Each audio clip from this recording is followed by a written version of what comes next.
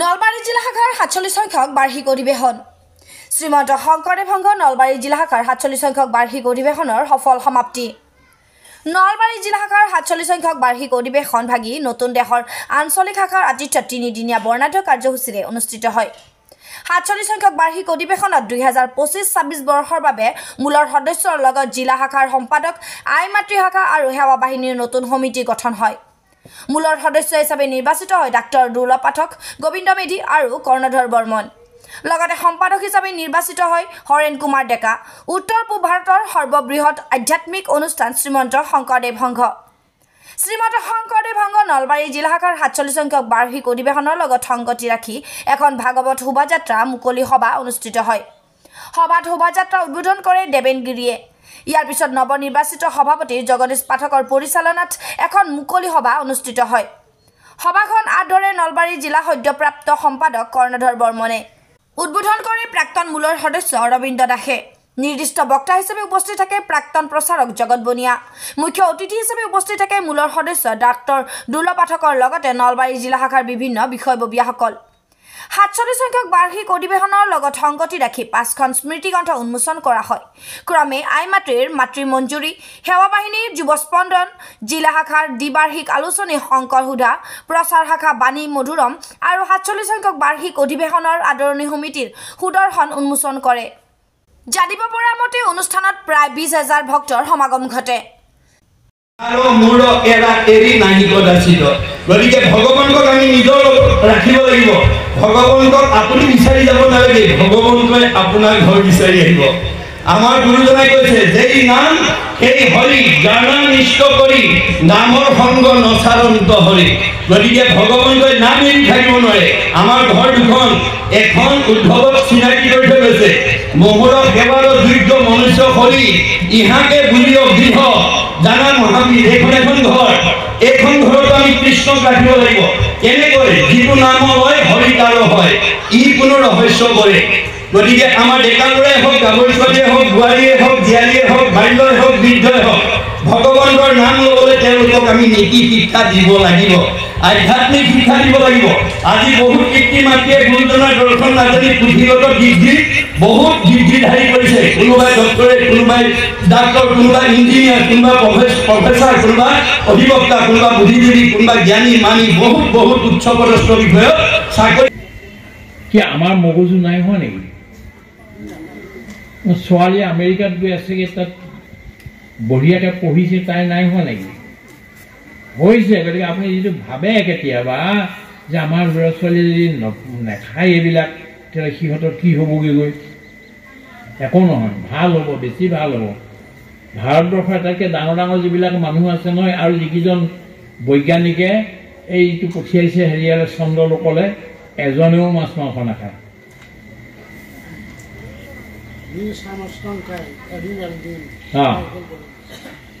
গতিকে ইয়াৰ দায়িত্বটো মই এতিয়া দিছোঁ আমাৰ মিত্ৰ, পৰম মিত্ৰ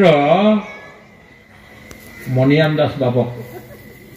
ঘূৰি ঘূৰি গাঁৱে গাঁৱে আপুনি যাতে চবৰে খবৰো মোক দি থাকে, যাতে কি হ'ল কি নহ'ল।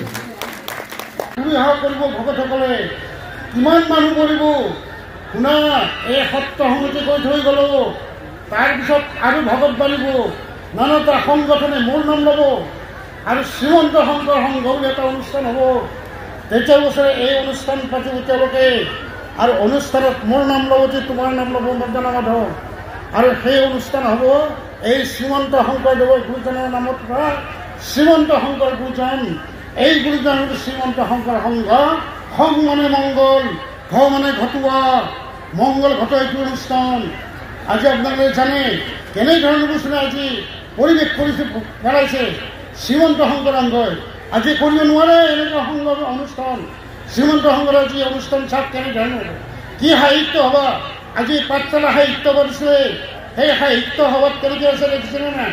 আৰু আমাৰ ইয়াতে কি নিৰামিষ ভাত, কালি হেমভাইৰ বাবে ভাষণ দি গৈছিলে, এটা কৈছে নাই আলু তৰকাৰী দালি খাইছে, আৰু কৈছে নাই সাহিত্য সভাত ইউ আৰ ব্ৰেকফাষ্ট মিট কৈছে ফ্ৰাই আৰু ফিছ ফ্ৰাই, এইবিলাক মিলিও তাতে হেন সাহিত্য সভা। কিন্তু আমাৰ নিৰাময় নিৰামিষ কি সুন্দৰ খানা চাওক, দালি ভাত তৰকাৰী খাইছে, লাইন ধৰি ধৰি খাইছে। কিয় বা? এইকাৰণে আমি এই নিয়মটো ঘৰতো হ'ব লাগে, নিয়মটো ঘৰতো কৰিব লাগে।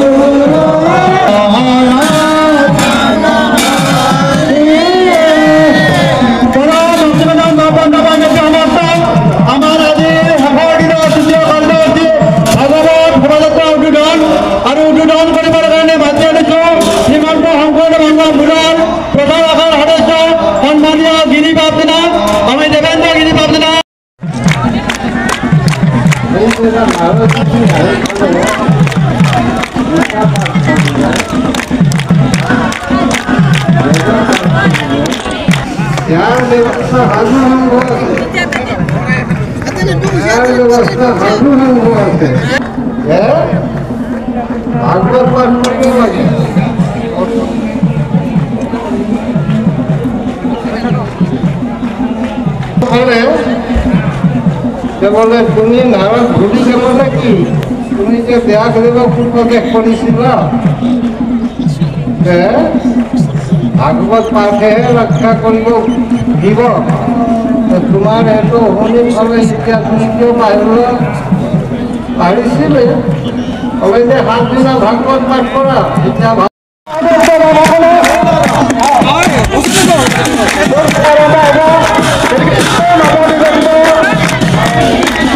জিলা সদস্যসকলক আমি প্ৰতিনিধি আসন গ্ৰহণ কৰিবলৈ আহ্বান জনাইছোঁ।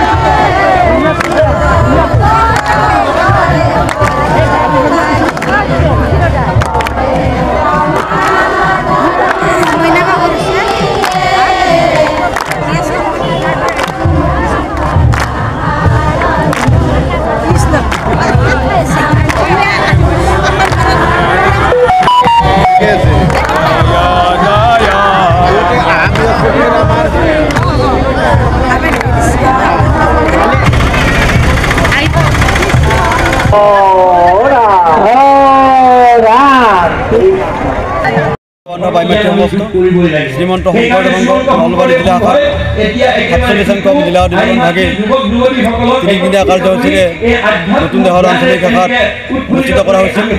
আজি শেষৰ দিনৰ প্ৰায় শেষৰ কাৰ্যসূচী মুকলি সভা আমাৰ সমাপিত হৈ আছে। ইতিমধ্যে মঞ্চত আমাৰ সন্মানীয় বলিয়া বাপে জগত বলিয়া বাপে ভাষণ দি আছে আৰু ইয়াৰ আগতে আমাৰ আজি 3টা বঁটা প্ৰদান কৰা হ'ল। এই 3টা বঁটা প্ৰদান কৰা হ'ল স্মাৰক বঁটা কালিন্দ তালুকদাৰ আৰু দ্বিতীয়টো হৈছে ৰত্নেশ্বৰ তালুকদাৰৰ স্মাৰক বঁটা আমাৰ দিবাকৰ তালুকদাৰ বাবু আৰু আইমাতৃ নেতা সোঁৱৰণী বঁটা আমাৰ দিয়া হৈছে সবিতা কলিতা আইগৰাকী। লগতে আজি এই বছৰৰ পৰা নতুনকৈ আৰম্ভ কৰিছে ছাত্ৰবৃত্তি বঁটা। আমাৰ গোপাল কৃষ্ণ বৰ্মন বাপৰ সোঁৱৰণত আমাৰ ছাত্ৰবৃত্তি বঁটা এইবাৰ প্ৰদান কৰা হৈছে। মেট্ৰিকত 96.6% পোৱা আমাৰ হিমাংগ বৰ্মন বাপক দিয়া হৈছে।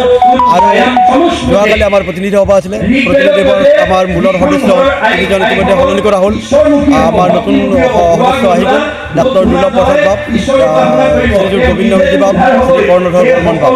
লগতে আজি ৰাতিপুৱা কাৰ্যনিৰ্বাহক সভাত আমাৰ ইতিমধ্যে জিলা সভাপতি বাপ নিৰ্বাচিত হৈ আছিল আৰু এতিয়া এইবাৰৰ কাৰণে আমাৰ সম্পাদক হিচাপে আমাৰ সাহিত্য শাখাৰ সম্পাদক শ্ৰী হৰেণ কুমাৰ ডেকা বাপক আমাৰ জিলা শাখাৰ সম্পাদক হিচাপে মনোনীত কৰা হৈছে আৰু উপসভাপতি হিচাপে আমাৰ অজিত দাস বাবক মনোনীত কৰা হৈছে।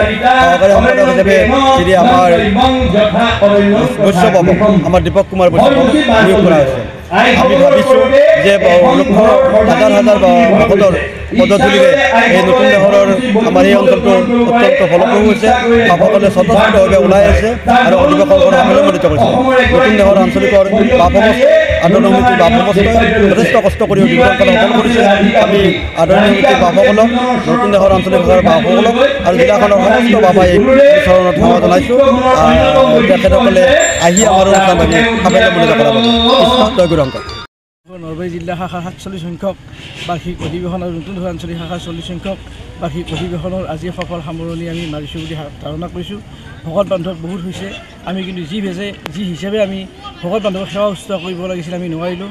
আমাৰ সেৱা বাহিনীখিনি বহুত যথেষ্টভাৱে আমাক সহায় সহযোগিতা কৰিছে আৰু সেৱা বাহিনীয়ে সেৱা কৰাতে যিখিনি ভুল ভ্ৰান্তি হৈছে সেইখিনিৰো আমি সভাপতি হিচাপে আমিও সেইখিনি আমি গ্ৰহণ কৰি লৈছোঁ, মূৰ পাতি লৈছোঁ। আৰু ভকত বান্ধৱক আমি যাতে তেখেতসকলে নিজ গুণে যাতে তেখেতসকলে আদৰি লৈ আমাৰ দোষখিনি আমাক ক্ষমা কৰি দিয়ে, তাৰ কাৰণে আমি ভকত বৈষ্ণৱসকলকে আমি সেৱা শ্ৰদ্ধা প্ৰণাম জনাইছোঁ। কৃষ্ণ। নলবাৰীৰ পৰা মনোজ ডেকাৰ ৰিপৰ্ট ইত্যাদি A to Z।